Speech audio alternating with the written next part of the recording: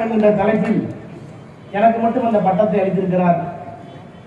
அந்த தலைப்பை பார்த்த உடனே எனக்கு பயமாக இருந்தது. சொல் வேல் வீச்சரங்கம் என்றால் ஏதோ பேச்சிலேயே ஒரு வன்முறை இருக்குமோ என்கின்ற எண்ணத்தை உருவாக்கி கூடாது என்கின்ற பயம் எனக்கு வந்தது. கலைஞருடைய விழாவை ஆண்டுதோறும் எப்படி நடத்துவார் என்று தெரியும். ஒரு 7-8 ஆண்டுகளுக்கு முன்னால் நானே வந்து இந்த அமர்வில் கலந்து கொண்டு உரையாற்றி சென்றிருக்கிறேன் என்பது எனக்கு ஞாபகம்.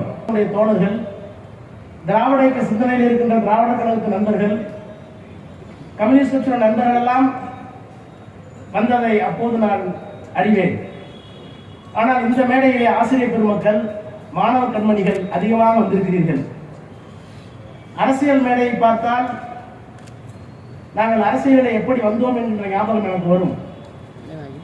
அதிலே பெருமை உண்டு, சிறுமை உண்டு, இன்னும் சொல்ல போனால் துன்பம் உண்டு, துயரம் உண்டு.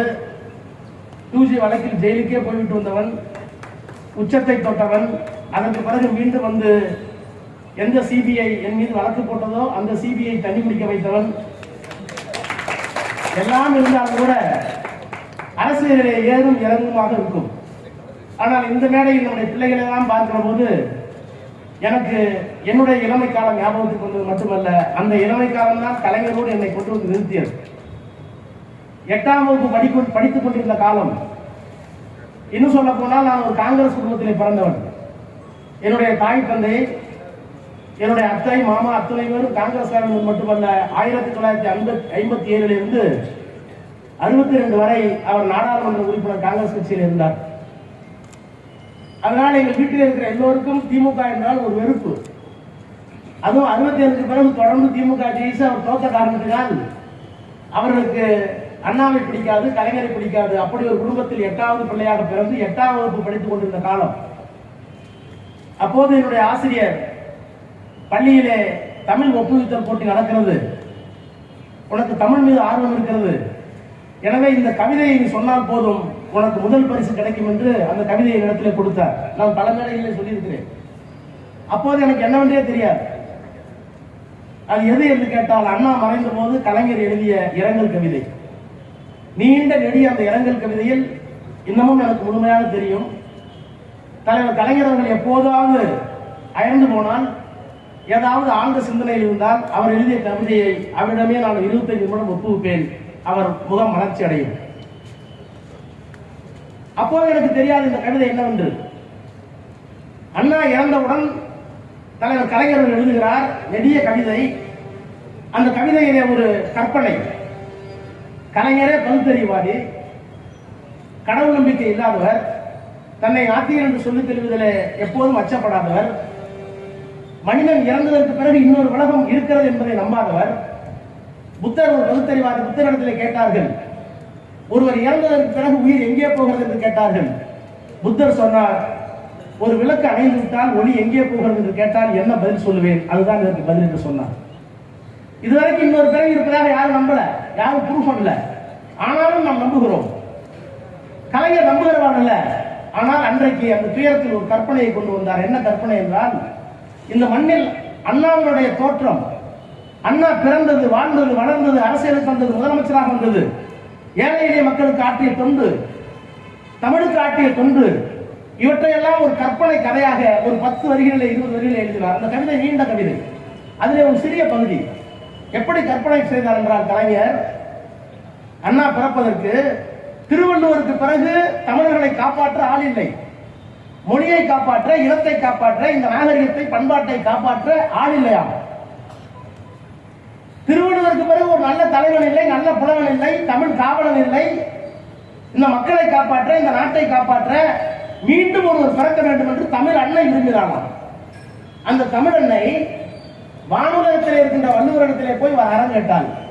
கலைஞர் எழுதுகிறார், பாடினாள் தமிழ் அன்னை, சோகப்பாட்டு பாடினாள் தமிழ் அன்னை, ஓடினால் ஓடினால் ஒரு வழியும் கிடைக்கவில்லை, புவியூர் விட்டு புகழூரில் வாழுகின்றான் கவியூர் பெருவேந்தன் குரலாசான், ஆண்டு சென்று அருமை மகனே வேண்டுகோள் ஒன்று வைத்தேன் என்றால். இந்த அம்மா போய் ஒரு வேண்டுகோள் வைக்கிறது. யார்கிட்ட? வள்ளுவர்கிட்ட. மேல போய்,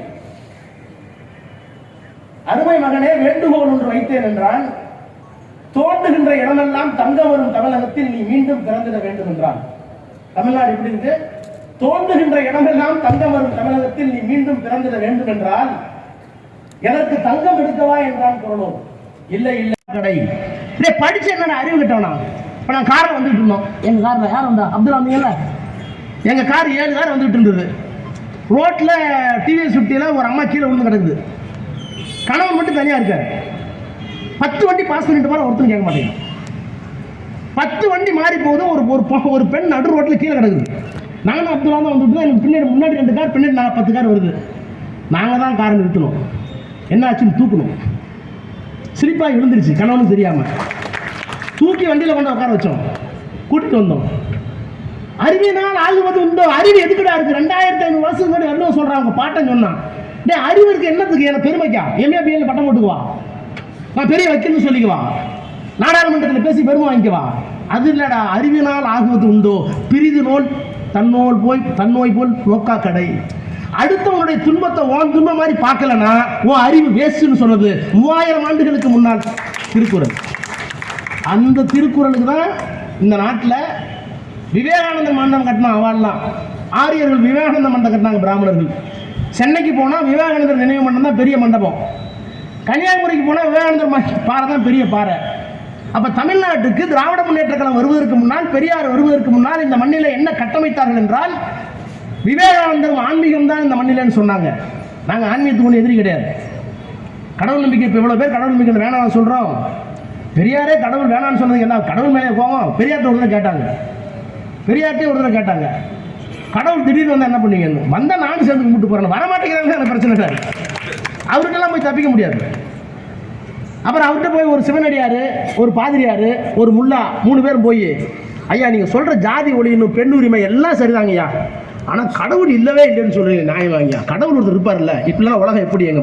அவர் டீ கொடுத்தார் பெரியார், உட்கார வச்சு, ஒன்றும் பிரச்சனை நீங்கள் உட்காருங்கன்னார். உங்கள் அல்லாவை இங்கே 2 பேர் ஒத்துக்கிறாங்களா, கிறிஸ்டினும் இந்துவும்? அந்த கடவுள் என் கடவுள் இல்லை. உங்கள் சிவபெருமானையும் விஷ்ணுவும் இந்த 2 பேர் ஒத்துக்கிறாங்களா? இல்லை. ஏன் சிவ 2 பேர் ஒத்துக்கிறாங்களா? இல்லை. நீங்கள் பாதியாக கடவுள்ங்கிறீங்க, நான் மொத்தமாக கடவுள், என்ன பிரச்சனைன்னு கேட்டேன். பெரியாருக்கு என்ன கோபம்? மனிதனுக்கு மனிதன் தொடக்கூடாது, கண்ணில் படக்கூடாது, பார்த்தால் பாவம், தொட்டால் திட்டு, பெண்களை எல்லாம் இழிவாக கருதுவது, இப்படிப்பட்ட கொள்கைகளை இல்லை இல்லை தமிழர்கள் மனமெல்லாம் தங்கமாக ஆக்க என்றான். இன்றென்ன ஆயிற்று என்றான். இன்னைக்கு என்னாச்சு அவன் கேட்கிறான் திருவள்ளுவர். இன்றென்ன ஆயிற்று என்றான். சென்றடைய குடிநிலை ஏழைக்கென்றான். சென்றடைய குடிநிலை ஏழைக்கென்றான். அழுத கண்ணை துடைத்தவாறு அமுதமொழி வள்ளுவனும் அம்மா நான் எங்கே பிறப்பதென்றான்.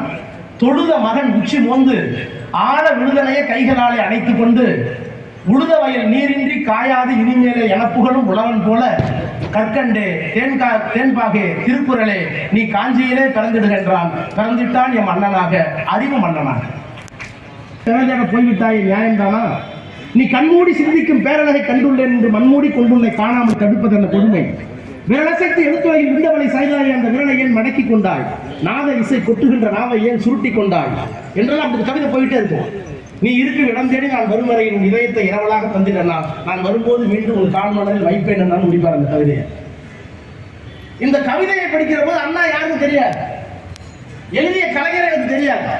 ஆனால் அந்த கவிதை எனக்கு உள்ளே ஏற்பட்ட ரசாயன மாற்றம். 8ஆம் வகுப்பு படித்த என்னை தேட வைத்தது யார்? அண்ணா.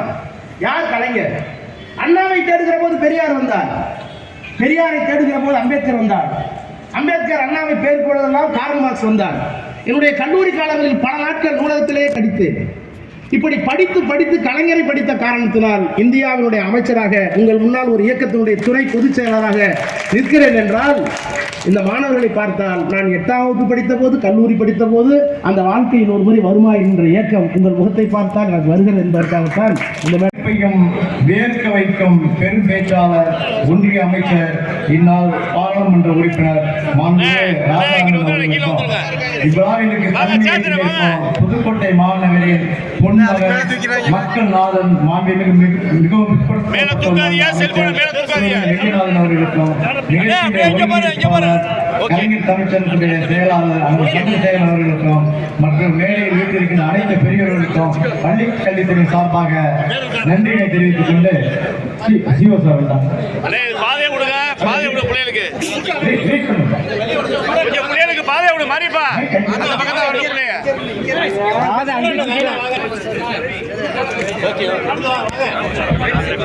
முதலாவதாக மணமேல்குடி ஒன்றியம் ஜனப்பிரியா அரசு பெண்கள் மேல்நிலைப் பள்ளி மணமேல்குடி. ஈஸியா இருக்கா? அடுத்ததாக அஸ்வின் ஜோய் மணமேல்குடி அரசு பெண்கள் மேல்நிலைப் பள்ளி மணமேல்குடி. அடுத்ததாக சந்தியா அரசு பெண்கள் மேல்நிலைப் பள்ளி மணமேல்குடி 3ஆம் இடம். அடுத்து சரவணபவன் எம் அரசு ஆண்கள் மேல்நிலைப் பள்ளி மணமேல்குடி முதலிடம். சாகுல் ஹமீத் அரசு ஆண்கள் மேல்நிலைப் பள்ளி மணமேல்குடி 2ஆம் இடம். அருள் பிரசாத் ஆர் அரசு ஆண்கள் மேல்நிலைப் பள்ளி மணமேல்குடி 3ஆம் இடம். அப்பா இங்க பாரு